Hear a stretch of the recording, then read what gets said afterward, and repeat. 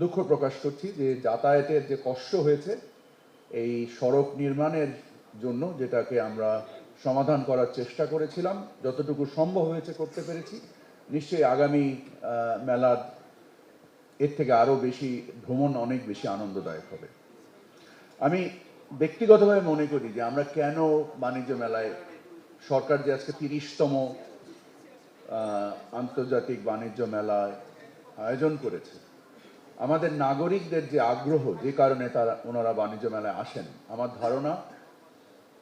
গৃহস্থলী পণ্য বা শিল্প পণ্য, সম্ভাব্য রপ্তানি পণ্য, ভোগ্য পণ্য এবং বিভিন্ন ধরনের শিল্প পণ্যের একটা সম্ভার দেখার জন্য, এগুলোর একত্রিত একটা সমাবেশ দেখে নাগরিক হিসেবে আমাদের জাতীয় সক্ষমতা সম্বন্ধে একটা ধারণা নেওয়া, সামগ্রিকভাবে উৎসাহিত হওয়া, অনুপ্রাণিত হওয়া, এবং যে প্রেরণার বিনিময়ে আমাদের ভবিষ্যৎ বংশধররা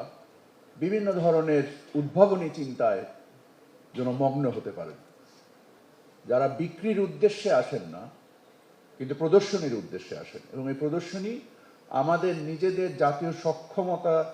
নিরূপণ করার জন্য আমি মনে করি অসম্ভব জরুরি, এবং তাদেরকে কোনো সাশ্রয়ী মূল্যে অথবা এমনকি বিনামূল্যেও আমরা আমন্ত্রণ জানাতে পারি কিনা, তাদের পণ্যের বৈচিত্র্যের উপর নির্ভর করে, পণ্যের উদ্ভাবনের উপরে নির্ভর করে, সেটা শিল্প পণ্য হোক, রপ্তানি পণ্য হোক, গৃহস্থলী পণ্য হোক। কারণ যারা আসেন তারা যখন চিন্তা করেন যে এখান থেকে সরাসরি সাশ্রয়ী মূল্যে এবং নতুন উদ্ভাবিত পণ্য ওনারা কিনতে চান,